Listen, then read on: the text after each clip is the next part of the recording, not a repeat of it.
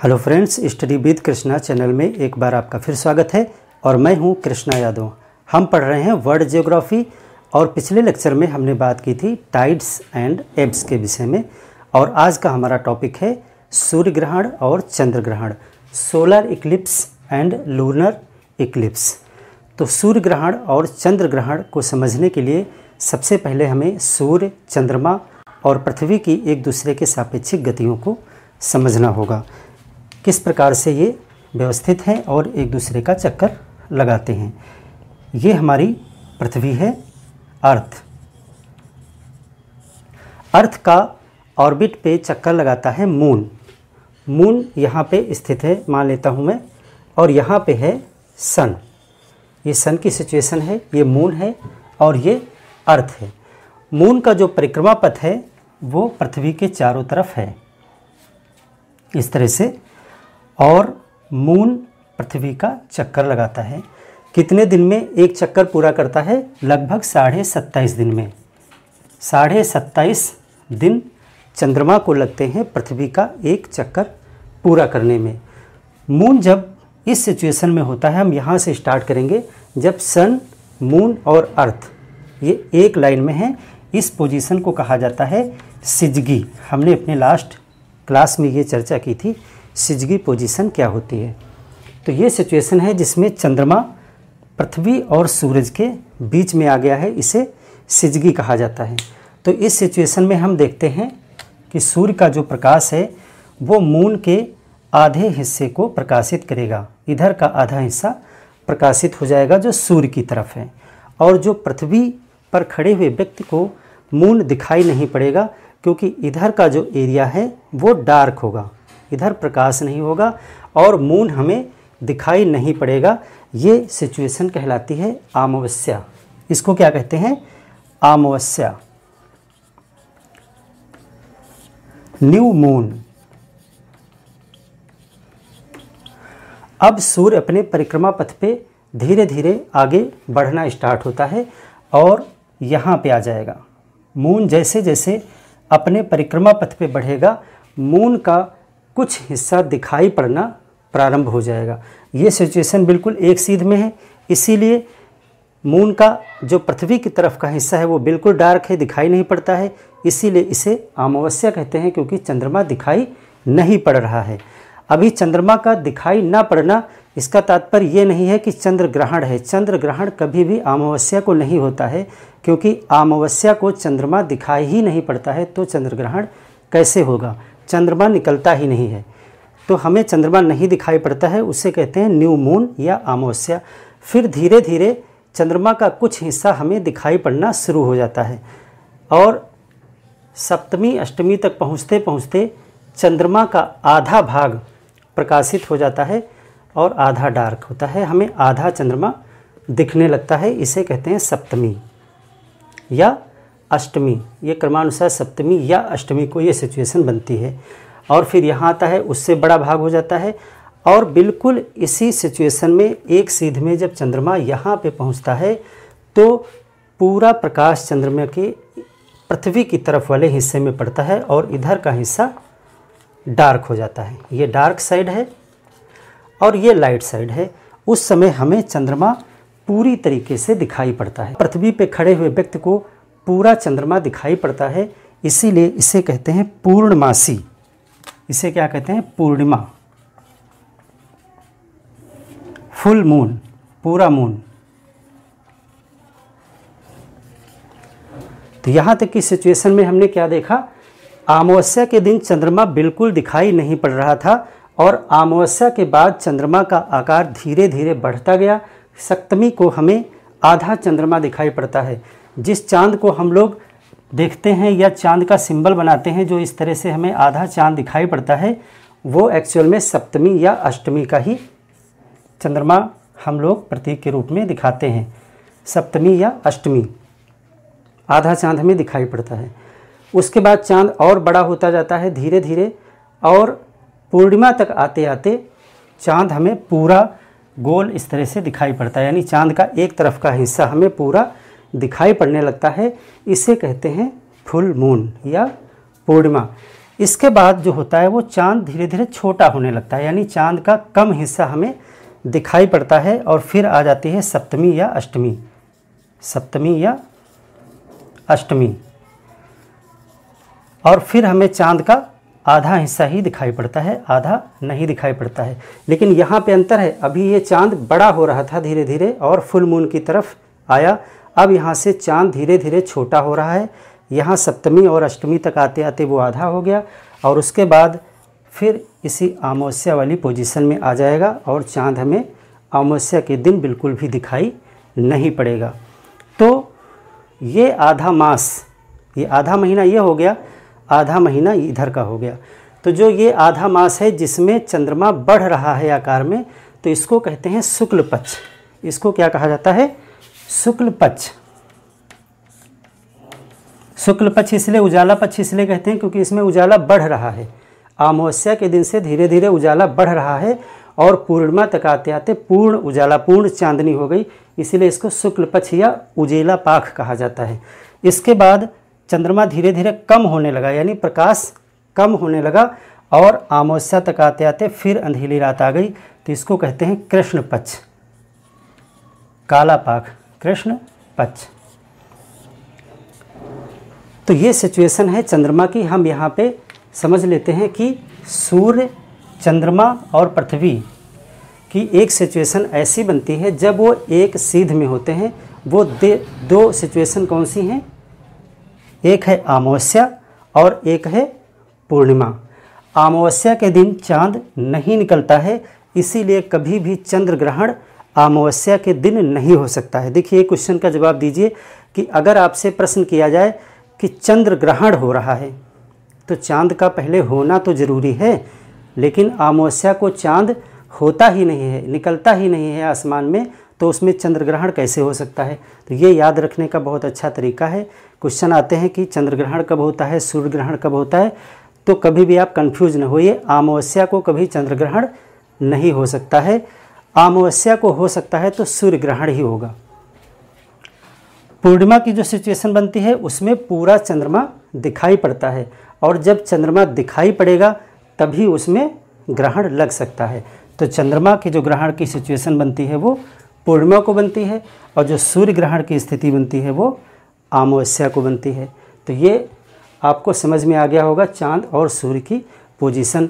और जब ये तीनों एक सीध में होते हैं, जब सूर्य, चंद्रमा, पृथ्वी एक सीध में होते हैं तो उसको कहा जाता है सिजगी, या इसे कहते हैं युति या वियुति। हिंदी में दो शब्द हैं, इंग्लिश में एक ही शब्द है सिजगी।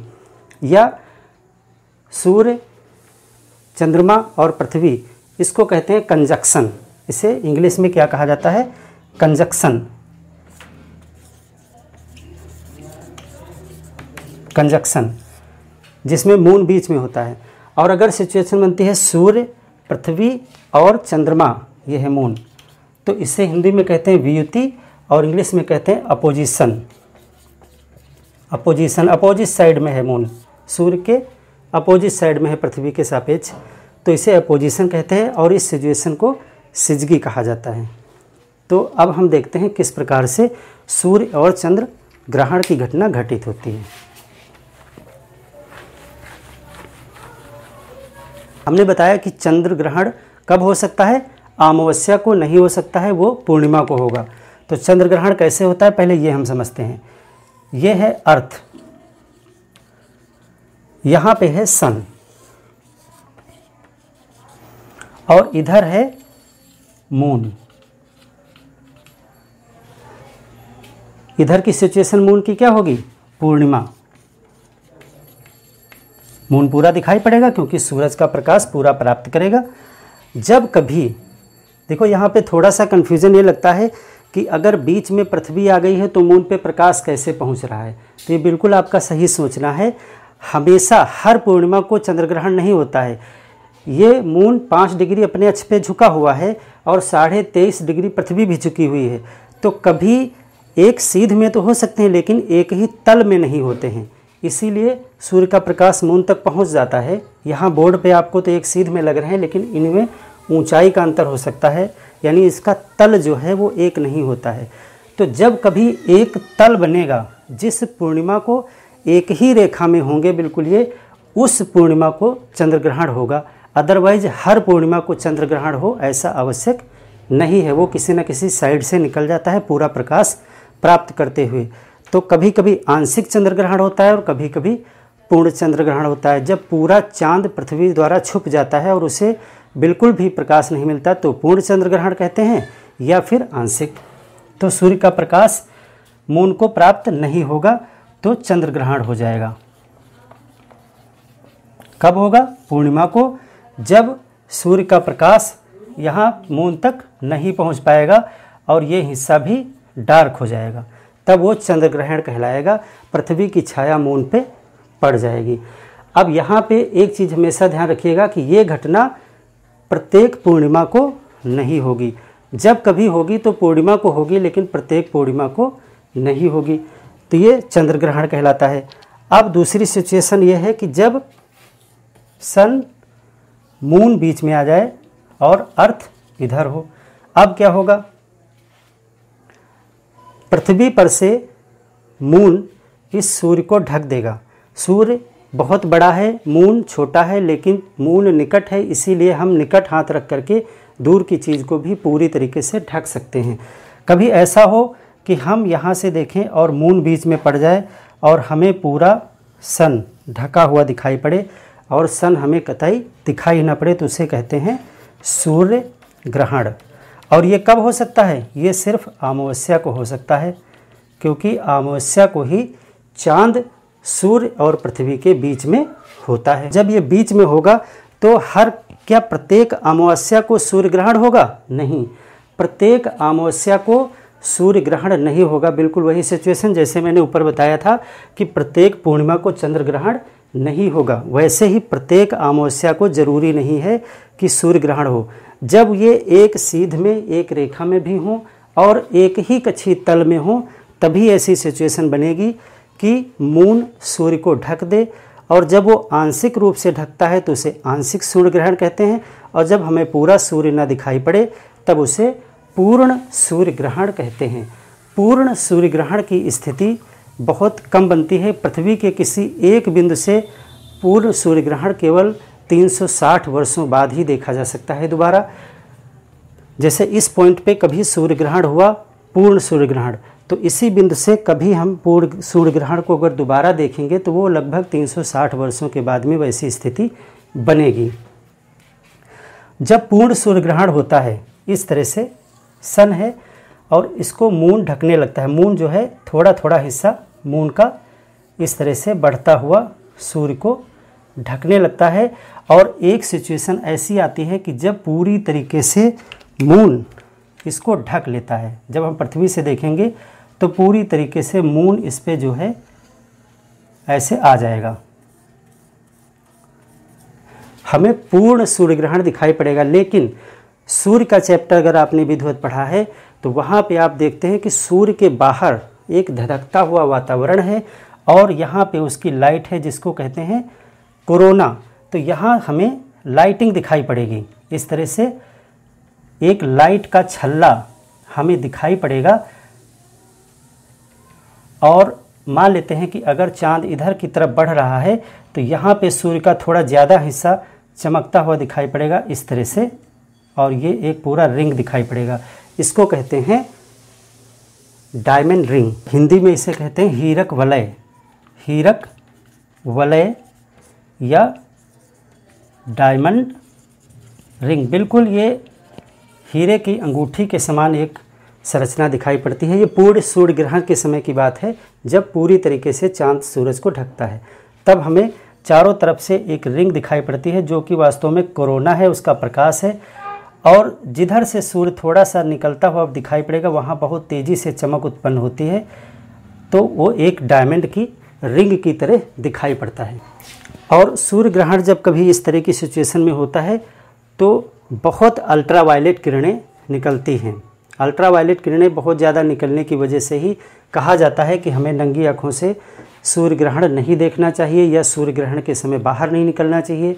ये सभी चीज़ें समाज में बताई जाती हैं। उसकी वजह यह है कि जब सूर्य पूरी तरीके से चांद से या आंशिक तरीके से ढका जाता है तो वहाँ पे सूर्य का प्रकाश रुकता है, और जैसे ही चांद आगे बढ़ जाता है वो सूर्य का प्रकाश अचानक से हमें दिखाई पड़ता है, जिसके साथ अल्ट्रावायलेट किरणें जो होती हैं वो इतनी तीव्र गति से आती हैं कि हमारी ओजोन की परत भी उसे अचानक से रोक नहीं पाती है और वो पृथ्वी तक भी पहुंचने की संभावना उनकी ज़्यादा होती है। तो इस प्रकार से पूर्ण सूर्य ग्रहण होता है। पूर्ण सूर्य ग्रहण जो होता है वो लगभग 7.5 से 8 मिनट में कंप्लीट हो जाता है। अगर पूर्ण सूर्य ग्रहण है तो 7.5 मिनट उसको लगते हैं और उसके बाद चांद आगे निकल जाता है और सूर्य हमें फिर दिखाई पड़ने लगता है। अगर आंशिक सूर्य ग्रहण हो रहा है तो वो लगभग 4 घंटे तक भी चल सकता है। आंशिक सूर्य ग्रहण ज़्यादा देर तक भी चल सकता है। तो इस प्रकार से आशा है आपको सूर्य ग्रहण और चंद्र ग्रहण की जो कॉन्सेप्ट है वो समझ में आ गया होगा। आपको हमारे वीडियोज़, हमारी क्लासेस कैसे लग रही हैं आप इसे कमेंट करके ज़रूर बताएं। हमारे चैनल को सब्सक्राइब करें और हमारे चैनल की प्लेलिस्ट में जा कर के अलग अलग विषय से संबंधित वीडियोज़ आप देख सकते हैं। अलग अलग जानकारी से संबंधित अलग अलग प्लेलिस्ट पे आप जा कर के क्रमानुसार वीडियोज़ को देख सकते हैं। धन्यवाद।